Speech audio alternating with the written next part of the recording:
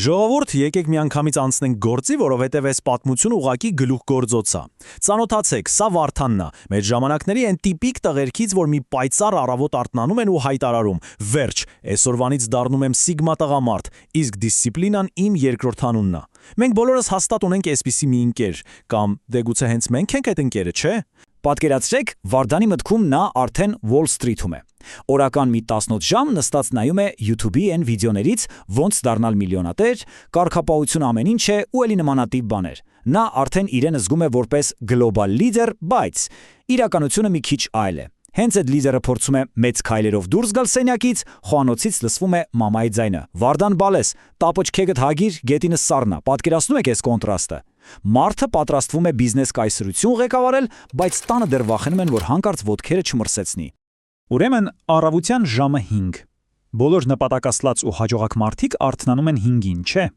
Զարթուցիչը զնգում է։ Եվ ինչ է անում Վարդանը։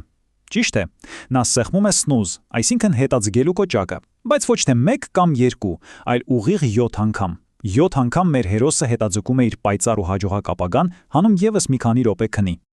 Ու այստեղ սկսվում է լուրջ ներքին կոնֆլիկտ։ Մի կողմից նրա ուղեղում հնչում է մոտիվացիոն հռետոր Ջոկո Վիլինգի խիստ ձայնը. «Դու պետք է հաղթես առավոտյան առաջին ճակատամարտը», նա պատրաստ է պայքարի։ Բայց մյուս կողմից հետանտեր Վերմակը։ Ժողովուրդ, Վերմակն ինքան փափոք ու տաք է, ոնց որ տատիկիդ խած թարմ գաթան լինի։ Հիմա ինձ ասեք, ոնց կարող ես հաղթել մի ճակատամարտում, որտեղ հակառակորդդ տատիկի գաթան հիշեցնող Վերմակն է։ Չես կարող։ Նոկաուտ։ Վերմակը հաղթեց։ Լավ, անցանք առաջ։ Ժամը 9 է եւ ժամանակն է մտնելու Վեոլիա ջրի սառցե դժոխքը։ Չէ՞ որ բոլոր հաջողակ գուրուներն ասում են սառը ցնցուղը պարտադիր է մարմինը կոփելու համար։ Վարդանը մտնում է լողարան, բացում է ջուրը, որը ուղակի բոց սառն է։ Մի մատով դիպչում է ջրին ու գլխում միանգամից մի հարց է ծագում. «Արա, էս ինչա Վեոլիա ջուրը մեզ սպանելու ա ուզում»։ Հենց այդ մի վայրկյանում YouTube-ից հավաքած այն 18 ժամվա մոտիվացիան զրոյանում է։ Բայց դե ինքը խոսքի տերտղա է, դիսցիպլինա կա մեջը, մի կերպ 2 քաթիլ ջուր ցողում է դեմքին ու արագ դուրս է թռչում լողարանից, ճիշտ են Արկտիկայից փախած մրսանց պինգվինի պես։ Ժամը 11-ն է։ Ժամանակն է սպիտակուցային քյաբաբի ու լավաշի։ Հաղթահարելով առավոտյան է սահրելի ստրեսները, մեր հերոսը հասնում է խոհանոց։ Նպատակը պարզ է՝ խիստ դիետա, միայն սպիտակուցներ եւ բանջարեղեն։ Բայց տեսեք մարդկային մտքի հանճարը, երբ սոված ես։ Սեղանին դրված է երեկվանից մնացած աննկարագրելի անուշահոտ քյաբաբ։ Վարդանի ուղեղում սկսում է տրամաբանական հաշվարկը։ Քայլ առաջին, դե քյաբաբը միս է, ուրեմն մաքուր սպիտակուց է, ընդունված է։ Քայլ երկրորդ, բայց քյաբաբը առանց լավաշ ոնց կուտվի։ Իսկ լավաշը, դե գիտեք, հաց չի, հայերիս համար սուրբ բան է,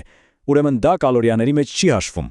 Եվ քայլ երրորդ, նա փաթաթում է այդ սպիտակուցը սուրբ լավաշի մեջ ու վրայից մի լավ բաժին հում սոխ է ավելացնում, զուտ նրա համար, որ դիսցիպլինան ավելի ուժեղ լինի։ Գնացինք առաջ։ Ժամը 2-ն է։ Այսքան առողջ էներգիա հավաքելուց հետո մեր Վարդանը հայտնվում է մարզասրահում։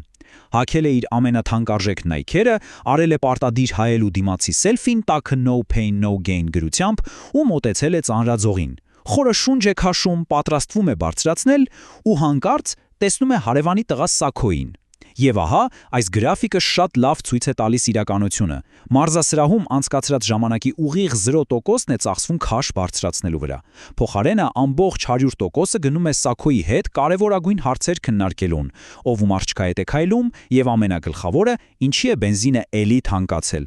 Իհարկե, արանքում նա փորձում է Սաքոյին բացատրել, որ ինքը հիմա խորը դիսցիպլինայի մեջ է, բայց դե բենզինի գներն ավելի հրատապ են, չէ՞։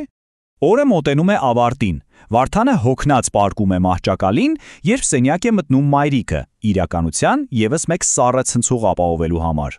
Եկեք նայենք դիսցիպլինա բառի 2 տարբեր սահմանումներին։ Սահմանում A. Վարդանի վերսիան է։ Նա հպարտորեն մտածում է, որ այսօր կոփել է կամքը, դիմակայել սառը ջրի ստրեսին, ապահովել ճիշտ սննդակարգ ու էլիտար սոցիալիզացիա։ Իսկ հիմա անցնենք սահմանում B-ին, մամայի դաժան ռեալությանը։ Նա նայում է տղային ու ասում է.